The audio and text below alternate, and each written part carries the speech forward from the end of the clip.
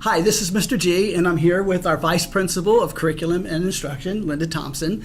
And we want to take a moment to explain to you a little bit about the accreditation process that Foothill Christian School will be going through this year. At the coffee with Mr. G last week, that was our topic. And after we finished, a lot of people asked me, Mr. G, is there any way we could get a short version of this or a recap? And so we thought, that really makes sense. And so what we did is we're going to shoot this video and give you a brief summary of everything we talked about last week.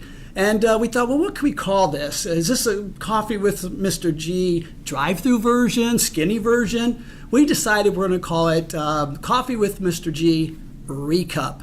Get it? Recap, Recup. So here we go. By way of background information, it's good to know that Foothill Christian School has dual accreditation, one with ACSI, the Association of Christian Schools International, and also with WASC, the Western Association of Schools and Colleges. That's the same organization that accredits public high schools and universities. The first accreditation was granted to Foothill in 1986, and every 6 years we go through the process all over again. In 2011, the preschool actually joined in. Of course, they were already state licensed and met all of those standards and guidelines, but by joining the accreditation with the TK through 8th grade program, it just was another step in their commitment to ongoing improvement in school standards of excellence. The basic process for going through accreditation is the school is required to complete a self-study analysis. That's a deep dive into every aspect of our school and coming up with strengths and also areas that we want to target for improvement or growth. Then we list those strengths and recommendations, we put it in a big report, and a committee comes out, a committee of educators from all over Southern California that will come and review our programs and affirm that what we're doing is meeting those standards and or exceeding them. And then they will write a committee report, and in it will be a lot of commendations like attaboys, good job here, and also recommendations. They will leave us with a series of things that we should work on in the next 6-year cycle. In fact, it's kind of interesting, I have since 1986 all of the visiting committee reports that have been really the guidelines and the direction setting for our school over that period of time. And so the committee comes, they leave us a report, and a lot of times we think, oh, okay, we're done, we got the accreditation. But they left us with a series of recommendations that we now have to implement. And so we worked for 6 years on implementing those and improving our school programs as recommended. And then 6 years later, we go through the whole process all over again. It's like the rinse, lather, and repeat kind of thing. So writing the school's self-study is a very large task. And Linda Thompson is our coordinator and chairperson for this project. So I'm going to let her tell you a little bit about what goes into writing the school's self-study report. Thank you, Mr. G. There are 8 sections to the self-study. They are philosophy and foundations, governance and leadership, home and community relations and student services, personnel, instructional program, which is a huge part of the self-study because we are a school, student care, character, values, and spiritual formation of students, and continuous school improvement plan, which will help propel us in the future plans of the school. This is what the self-study used to look like. It was a huge binder with all of the information and the responses to the self-study questions.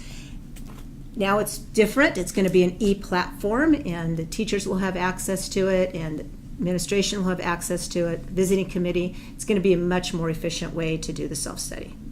The self-study process began last spring when we developed committees for each of these 8 sections. The committees consisted of administration, faculty, staff members, and parents. Each committee looked at the different indicators and evaluated what we were doing well and what we needed to improve on. They wrote a narrative based on what they had discovered, and then they identified strengths of the school and areas that needed improvement.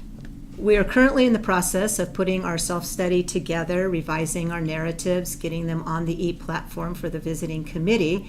And we hope to be done by the end of December with all of that. And then the committee will visit in March 19th through 22nd. And Mr. G is going to talk a little bit more about what happened last week at the Coffee with Mr. G and how parents participated in that. Absolutely. Thanks, Linda. At the Coffee with Mr. G last week, we together with the parents and administration, we reviewed Standard 3, home, community, and student services. It's a very large category, and there's a lot that goes into that. But what we did is we presented the narrative, kind of description of what is happening at our school, and compared it against the standards and the indicators of compliance or exceeding compliance together. And then the parents gave us feedback on what they thought were the strengths in this area and also the areas that needed improvement. And so that's good information. It's good feedback that we can put into the self-study. And that's an important part of the accreditation process. And there's a way you can help too. We're about ready to send home a parent survey. And that survey would give all of our parents an opportunity to have input into the accreditation process. And so I'm going to let Linda explain a little bit about that survey and why it's so important. The survey will cover several areas of campus life and several of the sections within the self-study. And your input is very, very important to us. And it will be reflected in our narratives. So you will help confirm some of our strengths. You might give us some ideas of areas that we need to grow in. And so please, please respond to this survey. It will go out on Friday, and we'd like you to respond to it over the weekend and return it to us. It'll be digital, it'll be through an email, and get it all done by Monday morning so we can start compiling that data. And thank you in advance for your participation. Hopefully we've been able to help you learn a little bit more about the accreditation process and all that is involved with the entire school community. So please fill out those parent surveys and submit those to us. It's really critical. We need your feedback. In fact, it's been said that feedback is the breakfast of champions. So complete those surveys and we'll so appreciate it. Next month, our Coffee with Mr. G is going to center on our anti-bullying initiatives, and I hope you can make that. But if not, you can always have a Recup.